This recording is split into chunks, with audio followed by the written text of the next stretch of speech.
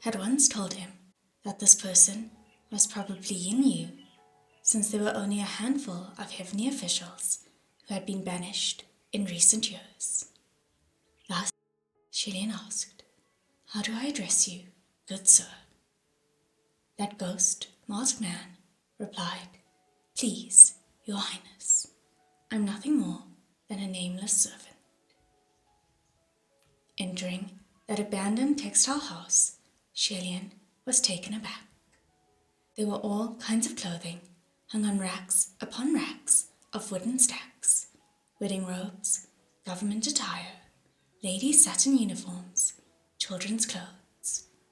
They were also very simple and vulgar, bloody hemp shirts, as if they were afraid people couldn't tell that they were wicked.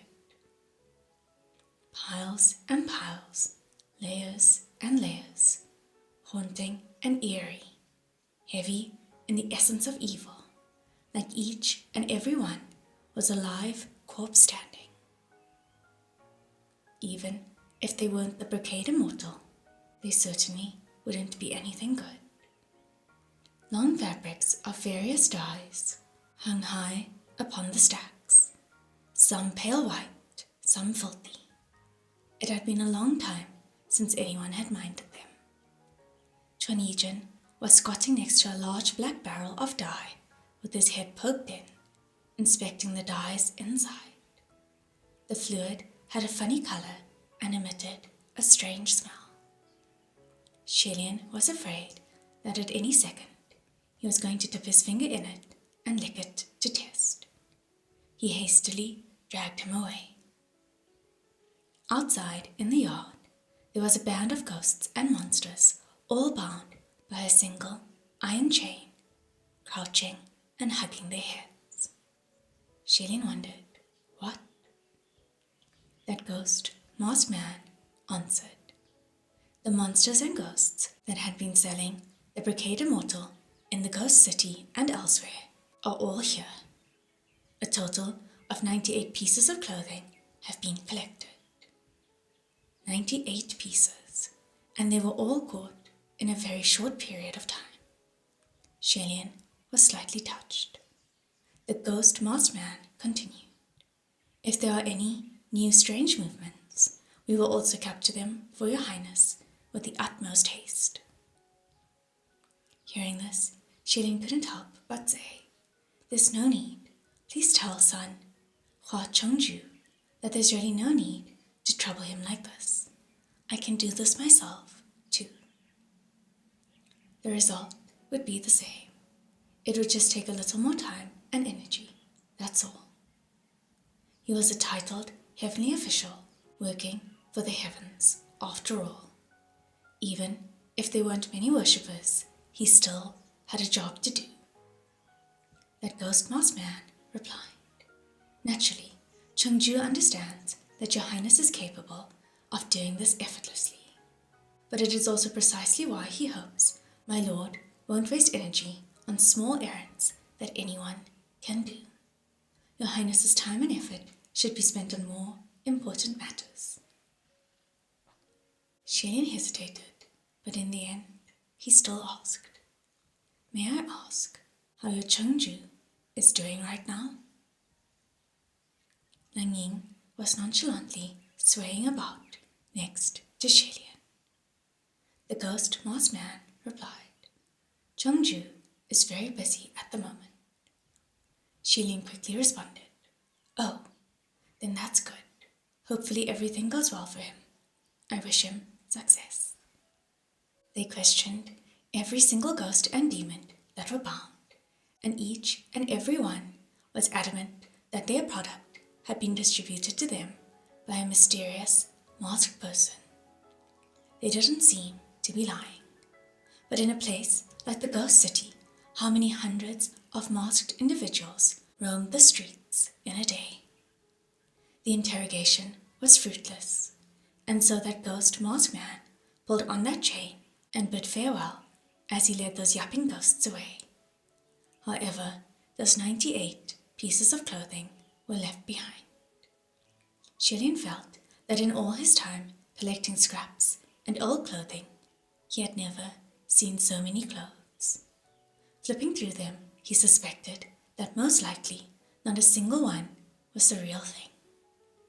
He said to Chuan Yi-chen, "Ji-ying, why don't you come and take a look?" However, Chuan Yi-chen only ruffled his loose, curly hair and shook his head. "Too many," he said. Too many ghost robes. Every single piece of cloth emitted the essence of evil, affecting all the other clothes and making one lose the ability to judge. This situation was akin to someone who possessed a sharp sense of taste.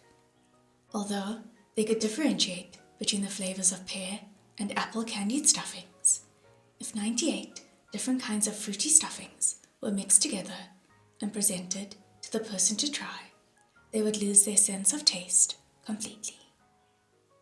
Xie was trying to think of another method, but when he turned his head around to look, he saw Chuan Yi-chen had picked up a robe and was just about to pull it onto his person directly. Xie hastily stopped him and hung the robe back onto the rack.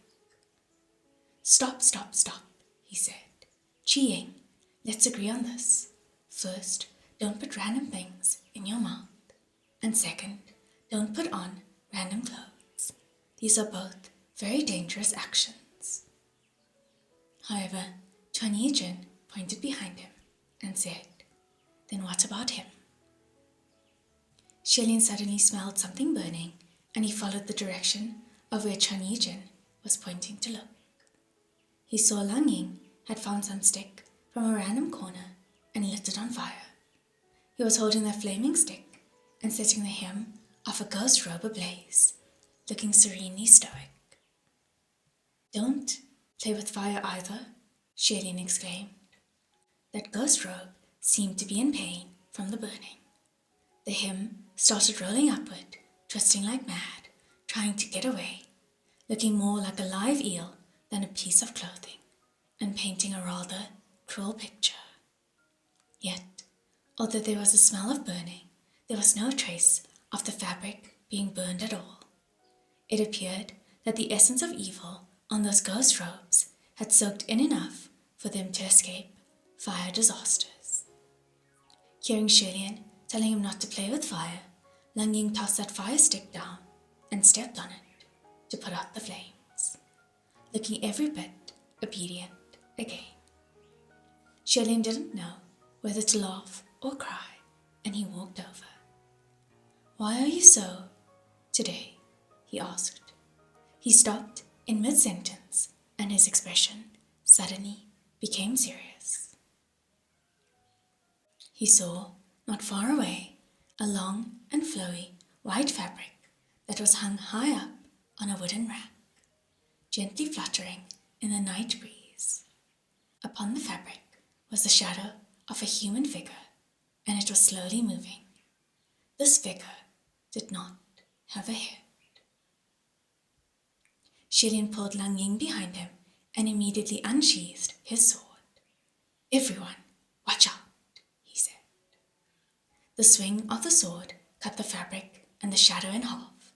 However, when the fabric landed on the ground, there was not a single soul behind it. The headless shadow had disappeared. Xie hadn't had the chance to rush up to check before something behind him made him shudder. He whipped his head around and his pupils shrank. Somehow, a beautifully dressed woman had appeared soundlessly behind him. No, it wasn't a woman, it was a robe. What he cut in half just now was also a robe, and once it fell to the ground, it was covered by other textiles. From all around, suddenly, there were a bunch of humanoid figures emerging, swaying and rocking slowly, gathering around the three of them. It turned out all 98 pieces of ghost robes that were hung in the yard, in the hallways, within the entire textile house, had all struggled free of the racks. Xie was dumbfounded. They were all fine before. "What's going on?" he asked. Behind him came a low voice, the arousal of millions of ghosts. Shilian turned his head to look, and the one who had spoken was Lang Ying. Although he didn't show any nervousness, his veins were popping on the back of his pale hands. He was very obviously being affected by something as well. Another wave of demonic arousal. The closer to the day Mount Tonglu opened its gates, the stronger its tremors in the ears of ghosts became to remind them. The first thing Shilian thought of was, how is Sanlang? However, the current situation didn't give him much time to think. While his mind was spinning rapidly, 20 or so ghost robes had already pressed over. Chuan Yijin didn't blink or think before his fist swung out. If this fist landed on the wall or the ground, then surely the earth would move, the mountains would shake, boulders and ground would crack. But his 1,000-ton fist was beaten on some clothes. Consider, even children know that in rock, paper, cloth, that cloth wraps rock. That lightly flowing, soft and supple cloth was perfect for subduing fists. No matter how hard his fists, that fabric could just wrap around it softly and incur no damage. Only Shilian's sword could do anything. However, those ghost robes were light in their evasion. A simple spring back could bring several feet between them.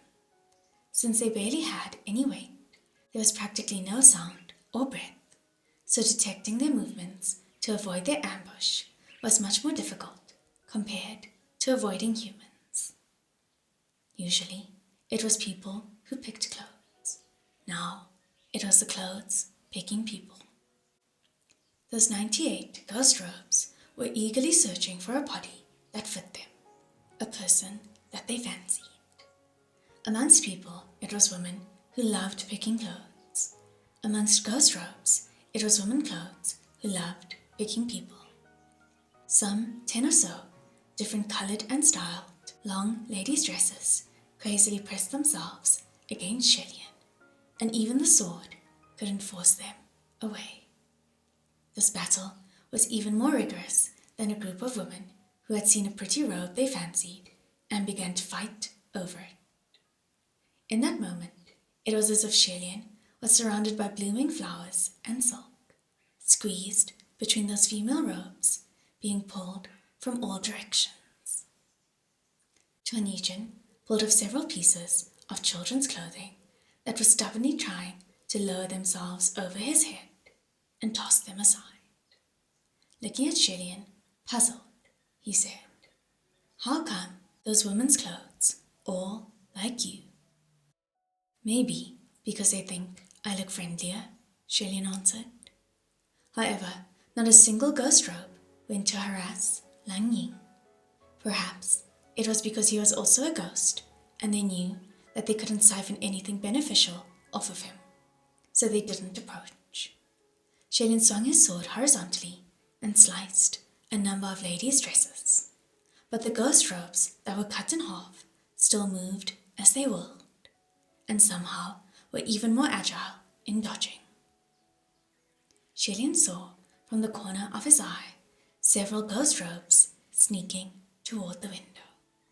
He shouted, "Close the door, cast an array, don't let them out." With 2 guards and 1 ghost, they could deal with the situation. But if those ghost robes snuck out to seek trouble with others, then it would be too troublesome. However, his shout seemed to be too late. The yard of the textile house was open air, and there was already a long robe fluttering its expansive sleeves. It flew into the air like a giant bat, jetting into the night sky. Shilian mentally groaned, "What a pain," and shouted, "Chi Ying, I'll leave the textile house to you." Then he tipped his foot and leapt off the wall, catching the hem of that long ghost robe. With the added weight of an entire person, that long robe tried to flutter its sleeves as hard as it could, but to no avail. It plummeted to the ground, with Shilian still holding its hem in a deathly grip. However, it was exceedingly cunning, and with a loud rip, it tore off its own corner like a warrior chopping off his own arm, and it hastily slipped away from Xie Lian's hands. It just so happened that a passerby was on his way home after a night of drinking, and seeing a headless creature flying at him, he screamed from fright. A headless ghost. It's headless. Xie Lian immediately charged over and seized that robe again to show it to that passerby, comforting him. Don't be scared, don't be scared. See, it's not headless, it has nothing. That passerby looked, and sure enough, it was completely empty inside the folds of that robe. Nothing.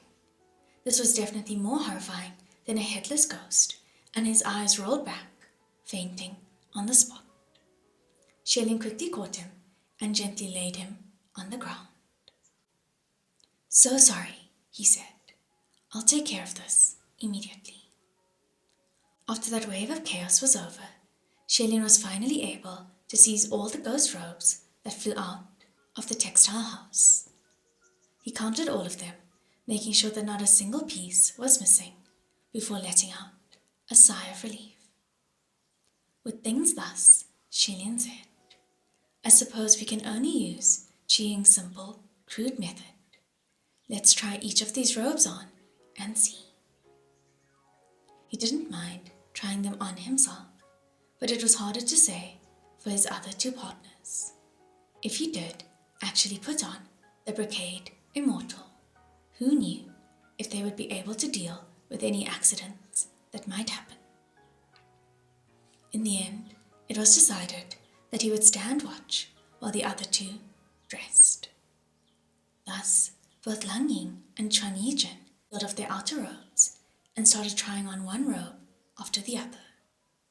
With every new robe, Xie Lian would give out simple commands like jump or spin around to see if they would obey. However, after trying on every single one of those 98 robes, both trying on 40 to 50 of them apiece, there didn't seem to be any strange reactions. It appeared that in this pile of ghost robes, not a single one was the brocade immortal, and they worked all night for nothing. Lang Ying and Chuan Yizhen squatted on the ground in their single layer, while Xie Lian sat atop a mound piled high with all sorts of clothes. Supporting his forehead with his hand, Xie Lian mumbled, there really is no value in buying fakes. After sitting there for a while, he went to seek Ling Wen in the communication array. Ling Wen, he said, I've collected some ghost robes here. Even though the real brocade immortal is probably not in this pile, they're still rather evil, a little troublesome to deal with. Can you send someone down to take them away? Acknowledged, Ling Wen replied. I'll coordinate it immediately. How many pieces have you gathered?